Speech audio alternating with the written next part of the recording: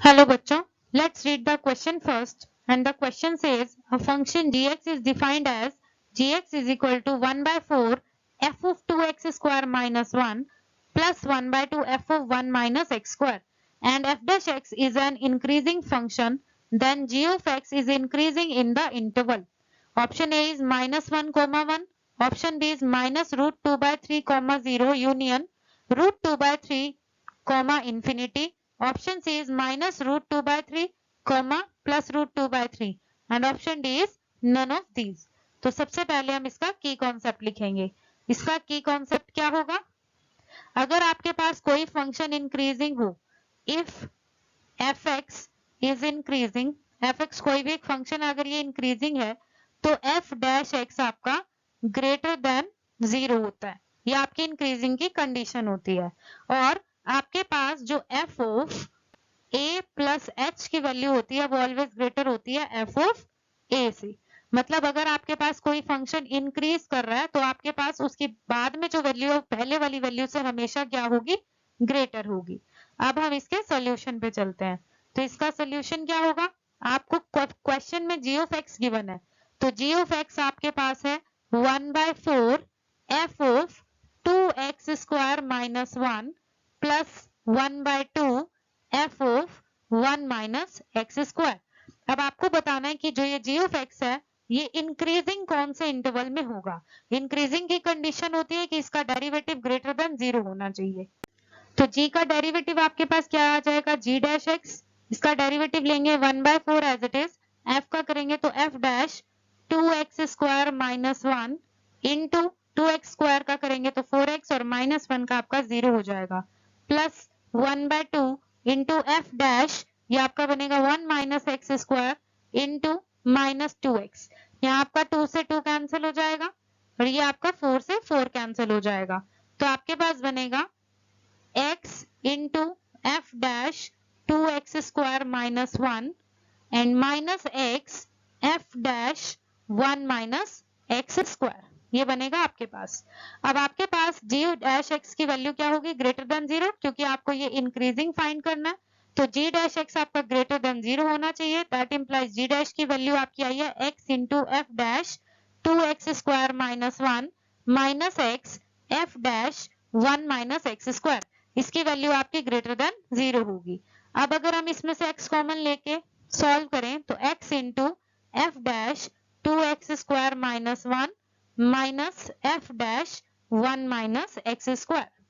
तो ये आपके पास कॉमन लेने के बाद बनेगा इज ग्रेटर देन 0, राइट. अब आपके पास दो वैल्यूज का प्रोडक्ट ग्रेटर देन 0 है तो या तो आपकी दोनों वैल्यू पॉजिटिव होंगी या दोनों वैल्यू नेगेटिव होंगी, तभी वो दोनों मिलके पॉजिटिव बनाएंगी. तो आपके पास either x is greater than 0 होगा या फिर सेकेंड कंडीशन क्या होगी, और आपके पास f dash 2x square minus 1 minus f dash 1 minus x square greater than 0 होगा. या आप ऐसे कह सकते हैं f dash 2x square minus 1 is greater then f dash 1 minus x square होगा.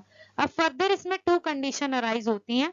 केस फर्स्ट आपका क्या है? आपको पता है क्वेश्चन में गिवन है कि जो आपका f है f dash is increasing function है. ये आपका इंक्रीजिंग फंक्शन है. तो इसमें टू केसेस अराइज होते हैं कि अगर आपका x ग्रेटर देन 0 है तब क्या होगा, और सेकंड केस आपका अराइज होता है अगर आपका x लेस देन 0 है तो क्या कंडीशन होगी. तो अगर आपका x ग्रेटर देन 0 है तो f डैश के अंदर जो वैल्यू है दोनों साइड पे वो भी आपकी सेम कंडीशन बनाएगी. 2x स्क्वायर माइनस 1 ग्रेटर होगा आपका 1 माइनस एक्स स्क्वायर से. फर्दर इसे सॉल्व करेंगे तो 3x square is greater than 2 आ जाएगा और x square is greater than 2 by 3 आ जाएगा. तो यहाँ से आप क्या कहेंगे कि जो आपकी x की वैल्यू होगी वो क्या होगी? तो x आपका बन जाएगा x लाइज बिटवीन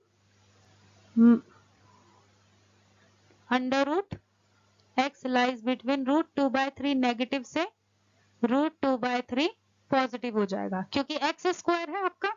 तो किस वैल्यू का स्क्वायर आपका 2 बाय 3 से ग्रेटर होगा? वो वैल्यू आपकी माइनस रूट 2 बाय 3 और प्लस रूट 2 बाय 3 के बीच में लाई करेगी.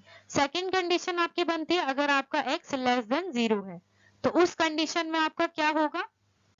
उस केस में आपका जो 1 माइनस एक्स स्क्वायर है वो ग्रेटर होगा 2x स्क्वायर माइनस 1 से। एफ डैश आपका इंक्रीजिंग फंक्शन है, अगर हम नेगेटिव वैल्यू लेते हैं तो ऑब्वियसली ये वैल्यू आपकी ग्रेटर हो जाएगी 2x स्क्वायर माइनस 1 से। तो कंडीशन आपके पास बनी 1 minus x square is greater then 2x square minus 1। तो आपके पास आ जाएगा 3x square is less than 2, x square is less than 2/3 और x स्क्वायर की वैल्यू 2/3 से लेस कब होगी? जब आपका x लाई करेगा -√2/3 से 0 के बीच में, राइट। सो इसके बीच में अगर लाई करेगा तो आपकी x स्क्वायर की वैल्यू 2/3 से लेस होगी। तो फर्स्ट कंडीशन से आपको मिला है कि आपकी जो x की वैल्यू है वो लाई कर रही है -√2/3 से +√2/3। और सेकेंड केस से आपको मिला है कि जो आपका x है वो -√2/3 से 0 के बीच में लाई कर रहा है, राइट। अगर हम इन दोनों को कंबाइन करेंगे तो हमारे पास क्या रिजल्ट बनेगा? कंबाइन करने पे आपका आ जाएगा x बिलोंग्स टू -√2/3, ये कंप्लीट के ऊपर आपका रूट रहेगा, कॉमा 0 यूनियन 0 टू √2/3। 0 आपका इंक्लूड नहीं होगा क्योंकि आपका यहाँ पर कहीं भी इक्वल का साइन नहीं है, तो x की वैल्यू 0 से छोटी होगी, इसीलिए हमने 0 के साथ ओपन ब्रैकेट यूज की है। तो आपका x बिलोंग्स करेगा -√2/3, 0 यूनियन 0 टू +√2/3 एंड ये आपका बनेगा option number B. So option number B is the correct option. I hope you understood well. Best of luck. Thank you.